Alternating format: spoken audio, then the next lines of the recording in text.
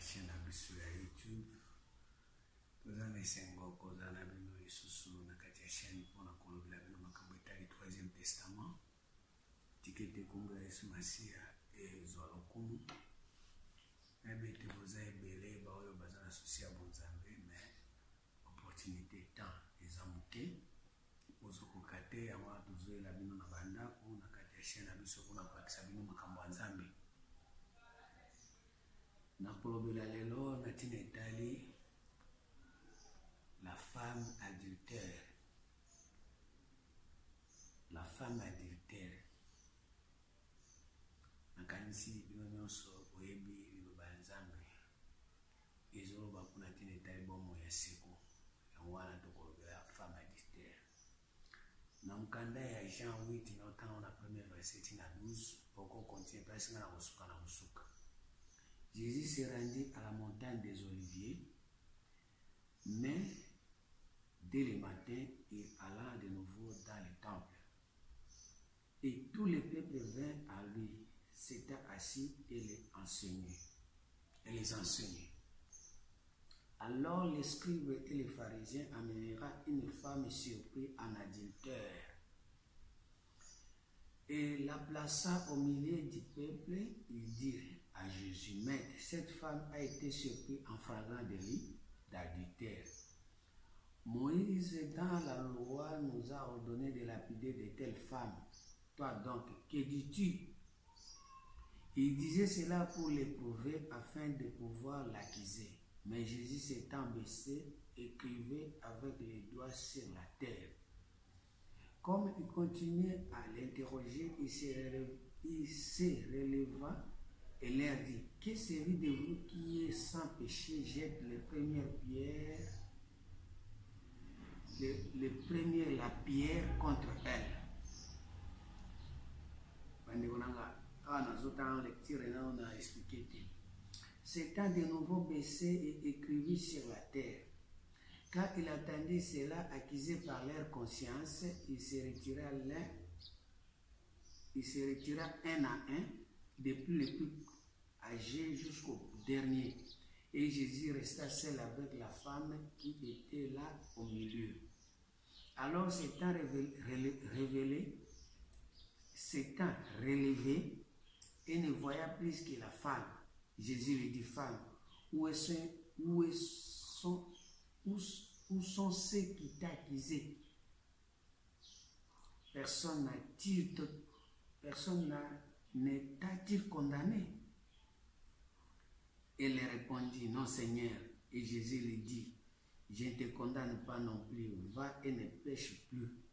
Jésus leur parla de nouveau et dit: Je suis la lumière du monde, celui qui me suit ne marchera pas dans les ténèbres, mais il aura la lumière de la vie.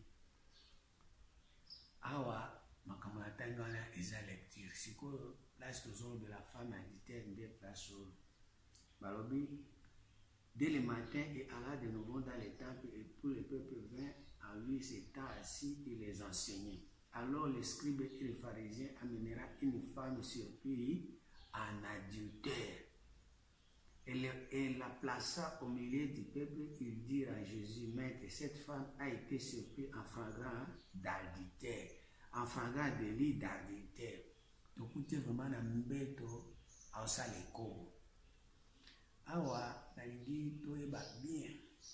Makambo Jésus azoba kacha mkanda naye. Ambate Bible lobiboe. Na mkanda ya Ecclésiaste 1 verset 9. Ecclésiaste 1 9 lobiboe. Ce qui a été, c'est ce qui sera. Et ce qui s'est fait, c'est ce qui se fera. Il n'y a rien de nouveau sous le soleil. Oezalaka nde ezali. Oezali nde kozala. Pe oye kozala. Ezaka ka oye tomona. Eloko moko ya sika ezate. Na oezalaka, na oezali, na oye kozala. Nyonso ezaka eloko ya ezalaka, eza ya sika te. Soki tolobi makambo etali, la femme adultère, eza makambo ezalaka, ezali pe kozalaka kaka. Eza eloko moko ya sika ezate. Na mkanda ka Ecclésiaste wana 3 verset 15 au Bible. Boyo kanga Entendons bien. Ce qui a déjà été, c'est ce qui sera. A déjà été, et Dieu ramène ce qui est passé. Ce que femme adultère et Zalaka et Salema, nous avons ramené à ce zongelango. Si autant que vous avez femme adultère, que vous avez un Zalaka, que vous avez un désatire. Si Jésus a une femme adultère, tirez-le Ezali. Ezali comment? Mukanda ya Matthieu. Matthieu 5, verset 27. Et le Bible. Matthieu 5, verset 1 verset.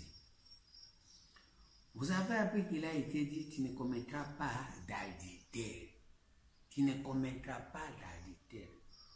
Mais moi, je vous dis que quiconque regarde une femme pour la convoiter a déjà commis un adultère avec elle dans son cœur. Awa, femme adultère, et là, ma camoteo, okende kotala maman moko boye, bakuti na mobali moko na. Awa, il y a un problème que ce que moi si.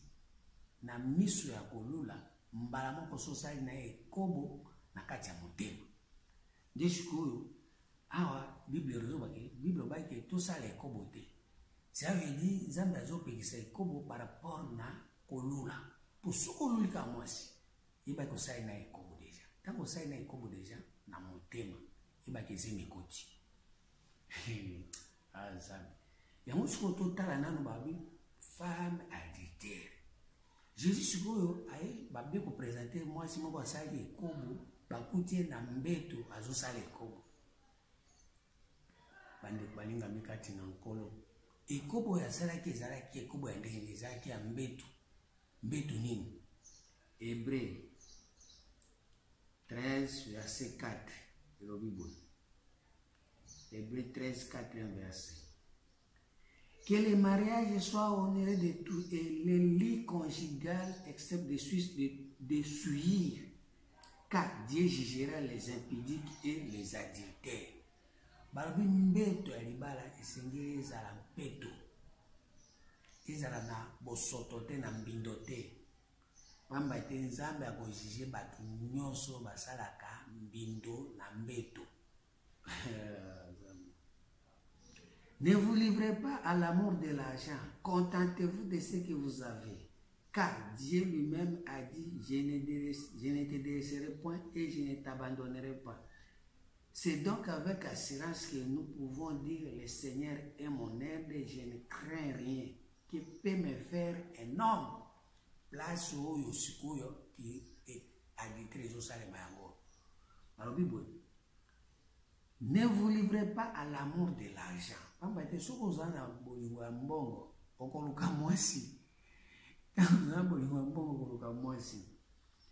Tango kolinga mwasi wana mbongo wana ekosala ke oza toujours kosala ba adultère bande balinga mikati na nkolo oluka basi. Soko zana bolingo ya mbongo yebake kotinda yo na ekobo.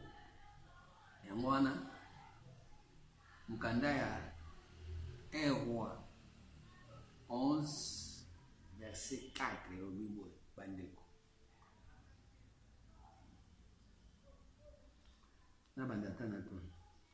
Na bangana verset 1 Roi 2.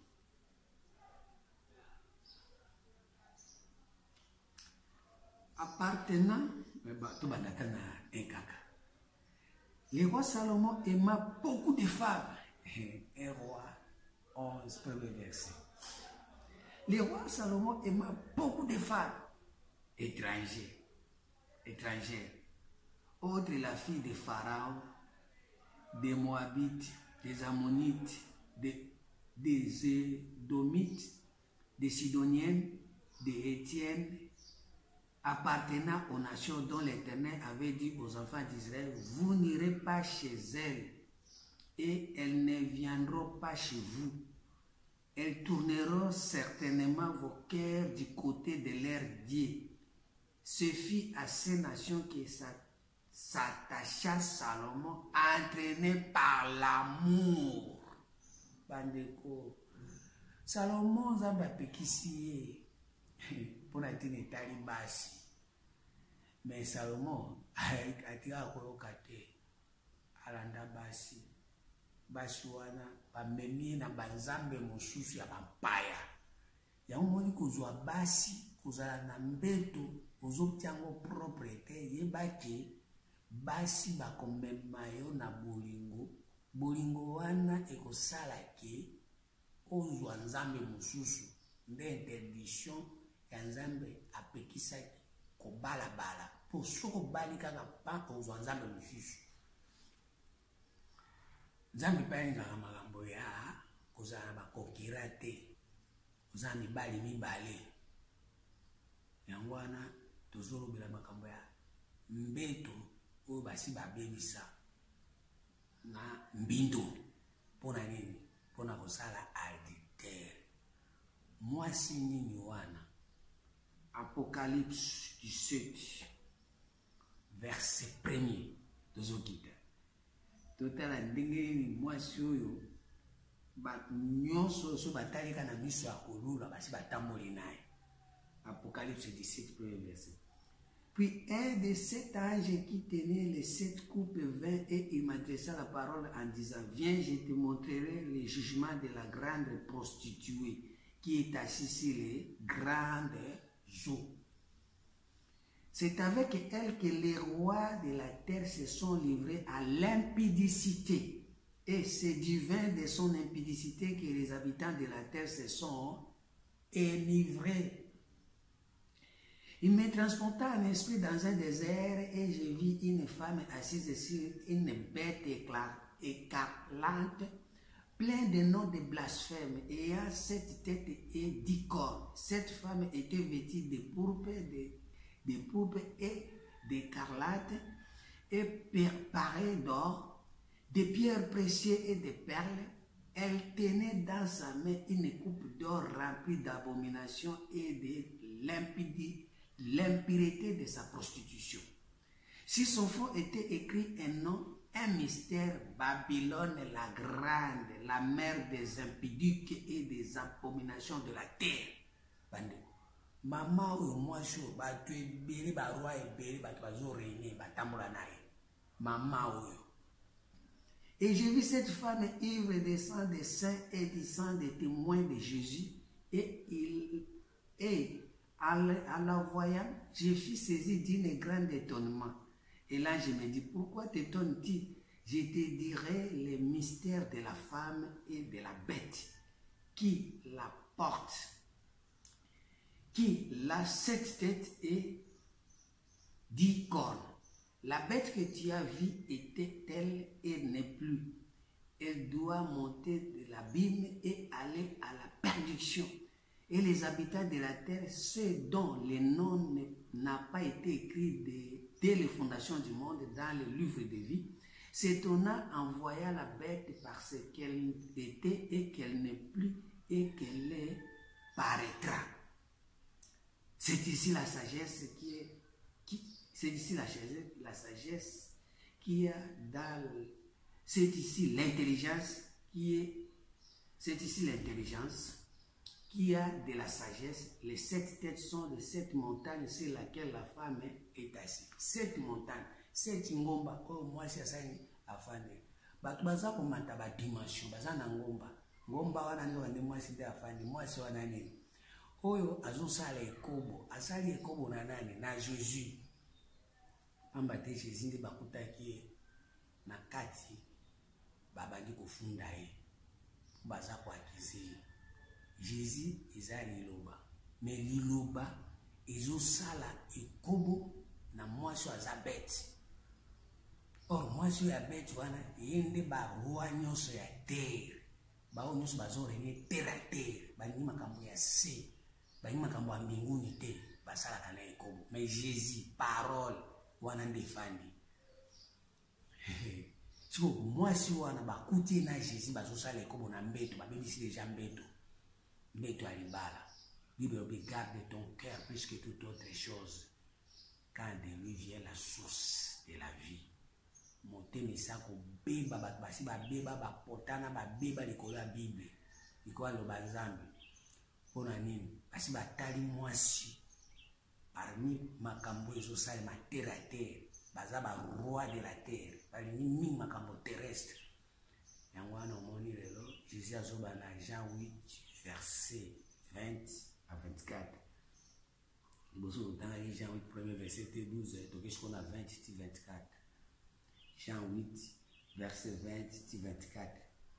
Makambo ezalaka nde ezali nde kosalemaka. Baroi de la terre nous basi batamboli na mwa sur Azabeth. Babylone la grande. Jean 8, verset 20.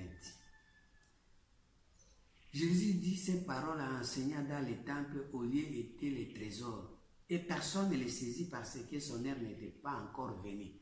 Jésus a enseigné dans le temple, a enseigné dans la synagogue. C'est vous qui êtes le temple de Dieu. Vous avez détruit le temple, vous n'avez pas détruit. Si vous Jésus a continué dans le temple, abandi ko enseigner c'est un trésor efandi, boyebi efandi, boanye efandi, bato bayebi ki ngana za na Jésus, ngana na Jésus, siko Jésus akotuana. Yo yebi ozana Jésus. Est-ce que omitala na, est-ce que osala nano adultère te na mwa show ya Apocalypse 17. Jésus dit ces paroles enseignant dans le temple au lieu où étaient les trésors et personne ne les saisit parce que son heure n'était pas encore venue. Jésus leur dit encore, je m'en vais et vous me chercherez et vous mourrez dans votre péché. Pourquoi? Parce que vous allez kobo. Vous allez kobo na mbeto. Aussi bon bébé si mbeto. Aussi bon bébé acquisé de leur conscience. Aussi bon bébé si conscience. Mbeto aliba la conscience. Les amis de la chambre, mbeto sa conscience. Ba baby na conscience. Jésus leur dit encore, je m'en vais et vous me cherchez et vous me mourrez dans votre péché. Vous ne pouvez pas venir où je vais. Pourquoi? Parce que vous êtes mon bébé dans le bête, vous êtes mon bébé sur conscience. Sur quoi les Juifs disent? Se tuera-t-il lui-même? Puisqu'il dit, vous ne pouvez venir où je vais. C'est-à-dire, akomi bomayemo ko po alobi parce qu'il y a zone de conscience pure. Azoninga baza tranquille, mais à côté déjà conscience c'est baby. Ce que notre conscience c'est baby, à vous comprendre Jésus, et on Jésus a zoba clair, bon comme c'est dans la tête. Puis c'est nga azoninga na yebisa comme juste mais conscience déjà c'est baby. Mais ne conscience c'est baby, attends yebisa ngo yoka eloko te pour comprendre eloko te botika ka nengwa. Bozaka ba aveugle. Bon, indécissement du cœur et c'est côté parce que vous savez comme on a kati ambeto alibala. Aussi au baby si conscience na bino, aussi au baby si mitema. Na nini na adultère bosi botali mwasi na miso ya kolula botamboli naye boboti babana ebele tango boboti bana ebele bobi talanga nzamba salinga bo nzamba pesinga bo bana ebele mais otala bo conscience za kopola pese bosali adultère na mwasi oyo afandeli mai azambe sunga. Et il a dit, vous êtes d'en bas. Moi, c'est ce que je disais, Azao Komanase, tant Azao Komanase, Anazoba qui bosa bate assez. Tant je disais, Tiemi son assez, Azao Komanase, Bino bosa bate assez, bosa terre à terre, on dit Makamba Bosoba. Tellement bon, Makamba terre à terre, on mbête à laisser béba. Il a dit, vous êtes d'en bas, moi je suis d'en haut. Vous êtes de ce monde, moi je ne suis pas de ce monde. Alors, qu'est-ce que c'est que Nazo Koman, Botala, Bino bosa bate assez, assez, ni Kobali. Ozu tambola na mwasi o Babylone la grande amelisi bino masanga naye kwiti naye bomeli mai naye siko neno wana bokomi ko boma bosatu nyonso botiki bosatana nde komi kotambusa bino bobebisi deja mbeto aliba kabwani na mwasi bosangani na mwasi wana na mbeto nini abiso otalika mwasi na miso akolulu so tamboli deja naye na motema na kati ya motema eza ya kopola mbeto aliba eza ya kopola. Il a dit, vous êtes d'en bas, moi je suis d'en haut. Vous êtes de ce monde, moi je ne suis pas de ce monde. C'est pourquoi je vous ai dit que vous mourrez dans vos péchés, car si vous ne vous croyez pas ce que je suis, vous mourrez dans vos péchés. So bondimi te ki ngana za makambo alikolo na makambo abino te, makambo bozo sala terre. Nzambe alobi isengeli mwasi ala takitambala bolati kitambala eza terre. Bible lobi bayaka na ndako nzambe maboko pamba te omemi mbongo ye na ndako nzambe na bâtiment eza terre à terre. Bible lobi mwasi na mobali bakosanga bakoma bongo batu moko ozwi Marie Jeanne na papa François osangisi batu moko terre à terre eza makambo na biso sentiment na biso. Bible lobi sengeli kotosa mokolo ya saba yo bi dimanche na otambola te eza terre à terre. Vous êtes d'en bas Or makambo eza pe na makambo nini ya likolo. Faut koyoka mona ndenge ya likolo. C'est quoi Jésus? Qui est-il? Lui dire-t-il Jésus. Jésus lui dire-t-il. Jésus leur répondit. Ce que je vous ai dit dès le commencement. C'est-à-dire na commencement quand la création à Genèse 1:1. Jésus a zalaki déjà. On a oublié au commencement Dieu créa les cieux et la terre. Mais ngande wana, mais bolingi kondimate, naza na cieux na terre. Or cieux na terre eza ciel na terre te. Mais bino bolingi kaka ciel na terre. Mais ngana za cieux na terre. Mais bino bolingi ciel na terre.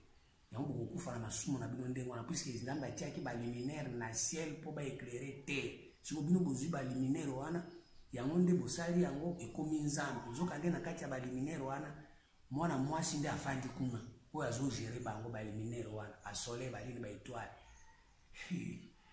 So tant que mwana mwasi wana nde afandi wana bomeli masangane bokomi na kwiti.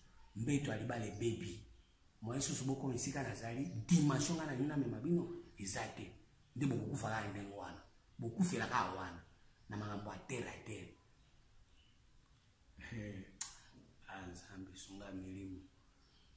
J'ai beaucoup de choses à dire de vous et à juger à vous. Mais celui qui m'a envoyé est vrai. Et ce que j'ai attendu de lui, je l'ai dit au monde. Il ne comprit pas qu'il leur parlait du Père. Montre-nous le Père, cela nous suffit. Jean 14, verset 8. Pour Jésus, azolo ba makambo ya tata, azolo situka ki batu bazui basi, baboti bana, sans pour tata, bye. Baboti bana, zamba salinga bwe, tomoni ba bana, tomoni ba evre, tomoni ba pratique. Mais tata boye biete. Pratique wana, euti na esprit nini. Or, mutu azui pratique wana pesi bino eza bête éclatante. Oazo blasphémer kombo ya nzambe. Ya wana omoni batu nyonso ndenge zabwe bazana ekobo. Ya mutu atamuka kokai kobeta mwana mwasi wana libanga te po bango nyonso ti lelo batu nyonso bazako tala makambo eza terre basi basala ekobo na mwasi wana batambola pe na ye. Bango nyonso base condamné ko banda moke ti mukolo ko banda mukolo ti mwana moke batambola na makambo a terre. Bible comme un livre histoire comme un livre ya lisanga ya kotea makambo lobi makambo pasteur na yo lobi makambo ya mwasi na yo ya bana na ya bandeko na famille na oyo za makambo a likolo. Jésus dit moi je suis d'en haut, vous êtes d'en bas. Boso wa makambo a terre makambo wa famille na bino. Tangi bino makambo wa famille na bino. Obi comme aura pour ennemi les gens de sa propre maison, moni maman na yo, moni tata na yo, moni bandeko na yo. De Bible. Vous a terre beaucoup faka wana, bosi osai déjà ekobo na mwasi wana. Beaucoup filaka wana. Beaucoup ko suru comme sika Jésus azati, beaucoup comme pas penser à bon Nzambe zati, beaucoup tika comme ate. Jésus donc leur dit: quand vous aurez élevé les fils de l'homme, alors vous connaîtrez ce que je suis, et que je ne fais rien de moi-même, mais que je parle selon ce que le Père m'a enseigné. Jésus mon kwazo témoin bi sopo tombo linga boneto linga bomatisinga likolo bolongo na makambo na bino, ba histoire na bino, makambo ya ba oyo ya boyebi. Nde bokoyeba ke nazana ni wana nde bokoyeba ke nazoro ba makambo e uti pa ya ngai te mezo te pa ya tato azana likolo. Bande ko balinga mikati na comprétati sonde les pensées de Dieu les plus hautes. Ezali likolo makasi me bato balingi te basi basali ekobo na femme oyo. Apocalypse 13 premier verset. Apocalypse 13 premier verset. Et c'était sur les sables de la mer. Puis j'ai vu monter de la mer une bête qui avait 10 cornes et 7 têtes, et sur cette corne 10 diadèmes, et sur cette tête des noms de blasphème. Ça veut dire que tu vas faire des liseurs terre à terre, magamba buzoba, magamba terre à terre, magamba pambala, magamba nzambe. So, kutibango, bazo blasphémer de kombo ya Nzambe, bazo tuka Nzambe. Les bêtes que j'ai vues étaient semblables à un léopard. Baza makasi yao, baza molende. Ses pieds étaient comme ceux d'un ours et sa gueule comme une gueule de lion. Le dragon lui donna sa puissance. Omoni bête wana aza na puissance ya nani? Ya Nzambe te, ya dragon. Et son trône est une grande autorité. Ya momoni batu nyonso o basali ekobo na mwasi wana bazaka na autorité moko wana bi ndenge ezabo etokolongo awa te. Pourquoi? Parce que Jésus a dit beaucoup fiaka wana bango pe bakolongo wana te. Et j'ai vu l'une de ses têtes comme blessée à mort, mais sa blessure mortelle fut guérie, et toute la terre était dans l'admiration derrière la bête. Moni bête de moi na mwasi wana Apocalypse 17, de moi na mwasi wana ya Jean 8. So yepe aza mwasi oyo atambolaka na Jésus. Ça veut dire asimbaka Jésus Bible, atambusaka Bible, akumbaka Bible, ozokumba Bible boy. Batu nyonso bakumbaka Bible baza na bête wana. Et il adorait les dragons parce qu'il avait donné l'autorité à la bête. De makambo ezosalema ti lelo na ba église na biso pona ni po église elingi mi makambo a terre à terre. Siko tango batu bafandeli mai wana baza ko blasphémer kombo ya Nzambe, bazo tuka kombo ya Nzambe, bazo kota batu na kati na ignorance, bakangi porte ya royaume. Bango moko bazo kota te, balingi pe bato ba kota te. À ce moment-là, bazo adorer dragon parce qu'il avait donné l'autorité à la bête, et il adorait la bête en disant qui est semblable à la bête et qui peut combattre contre elle. Et lui fit donner une bouche qui profère des paroles arrogantes.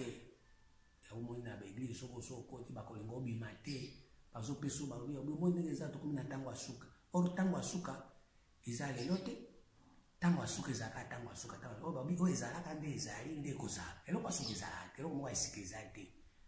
Or tango asuka ebandi lelo te ezaka tango asuka o tango asuka ngo tomona te. Or na tango asuka nde Hébreu azobake Dieu après avoir parlé de plusieurs manières par nos pères, par les prophètes, Dieu dans ces derniers temps na tango asuka nde akolobela biso na nzela ya mwana na ye. Siko tango akoloba na suka na nzela ya mwana na ye wana nde mabe, tango azoloba na baprofete nde wana nde malamu. Tango Hébreu 1 verset 1 à 7, même à 6.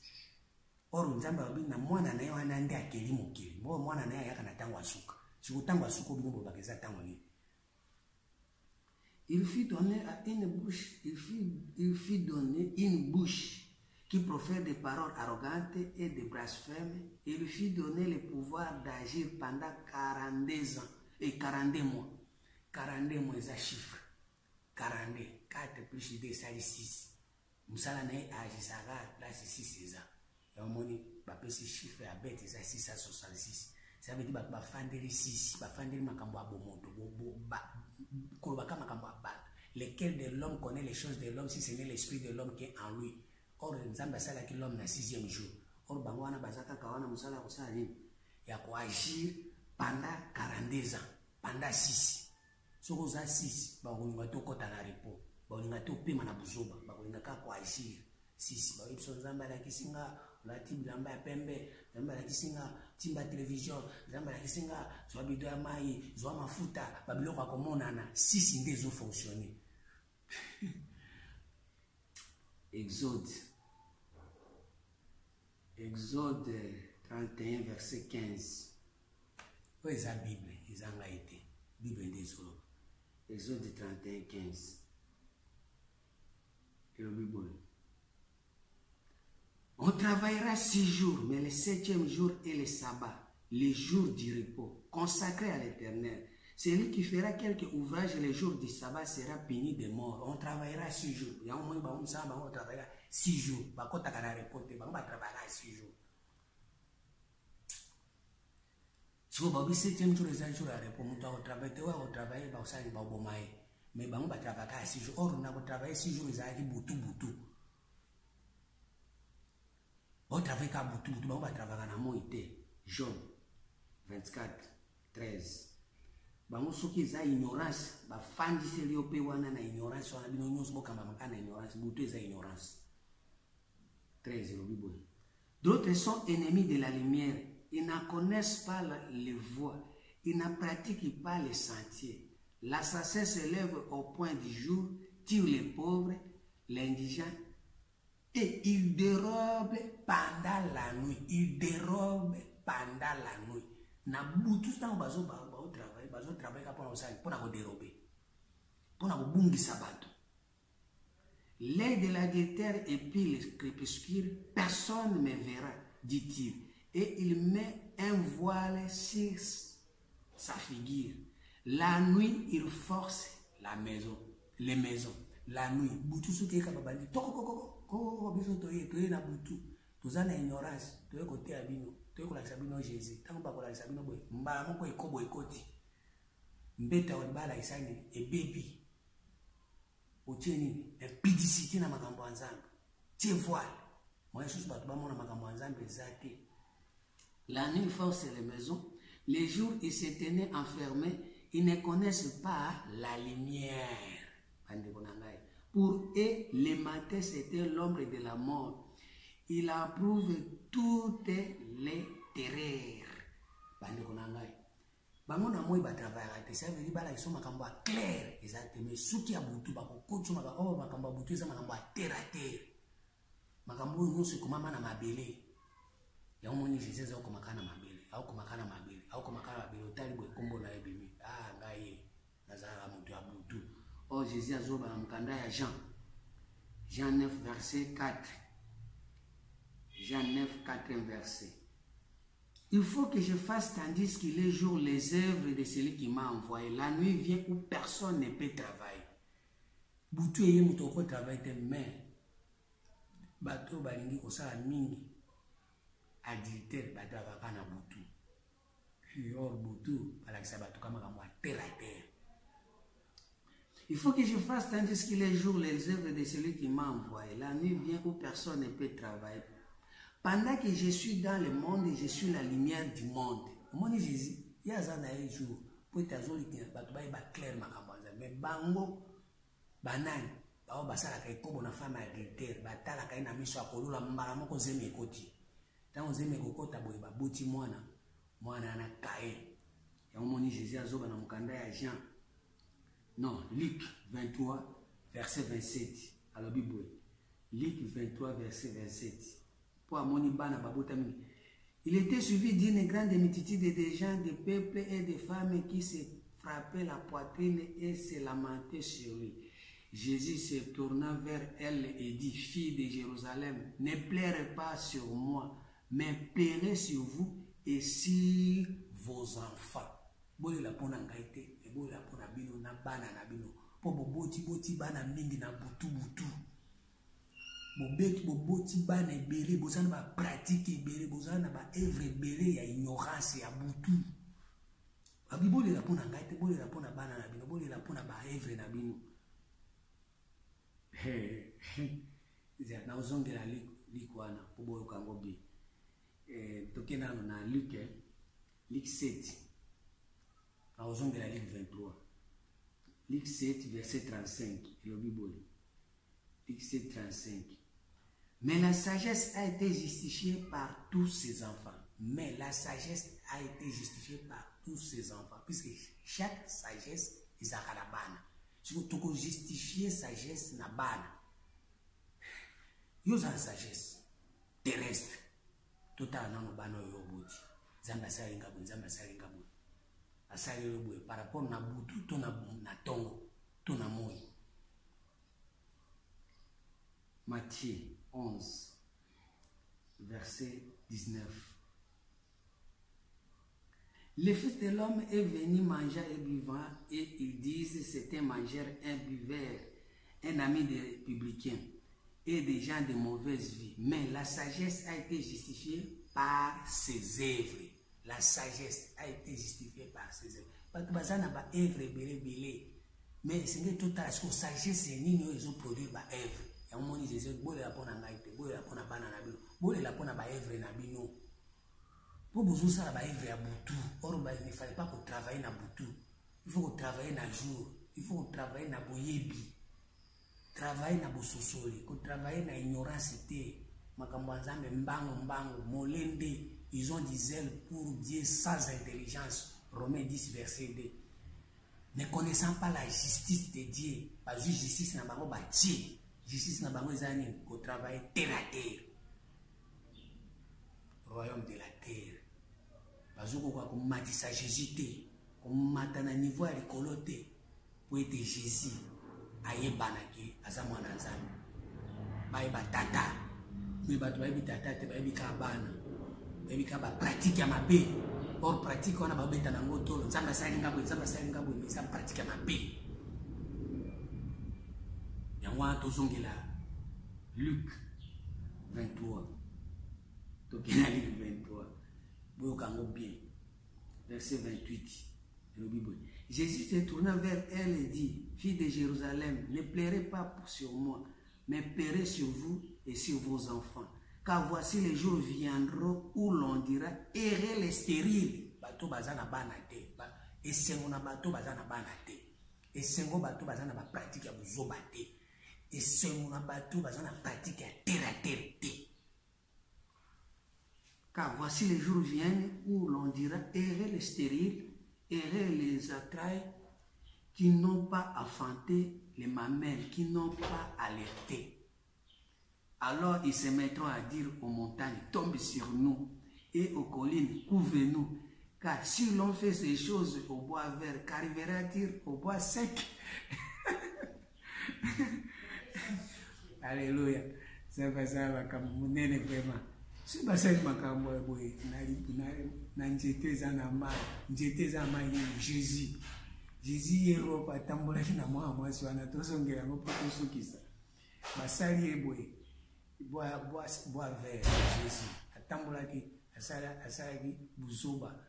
Asala ki adité. Tosongela Jawa poto conclure. Jean 8. Mais dès le matin, il alla de nouveau dans le temple et tout le peuple vint à lui. C'était assis, il enseigna. Si vous Jésus t'envoie, le peuple va y panaï. Or, Jésus a enseigné les disciples, il a comment enseigner le peuple. Or, le peuple non se va y panaï, il va que Jésus a au kabasi, au sa kindomba.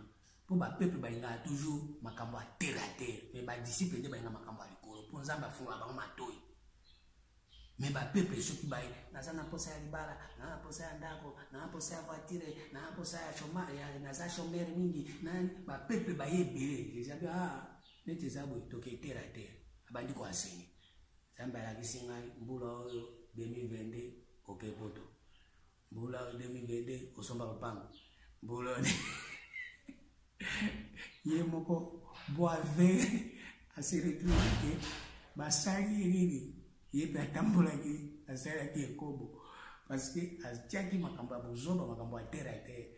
Jean 3 verset 12. Si je vous ai parlé des choses terrestres, vous ne comprenez pas. Comment comprendrez-vous quand je vous parle des choses célestes? Ça veut dire que Jésus peut pas makamba terrestre.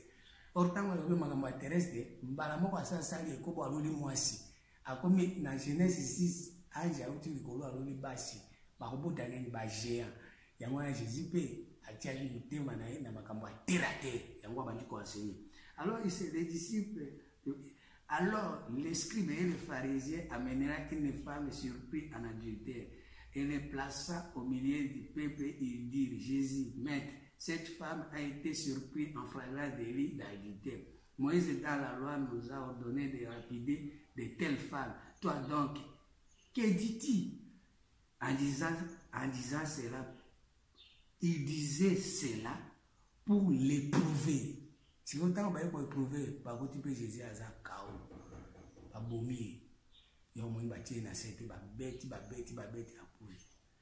Oh, Père, j'ai remis mon esprit entre tes mains. À Koufa.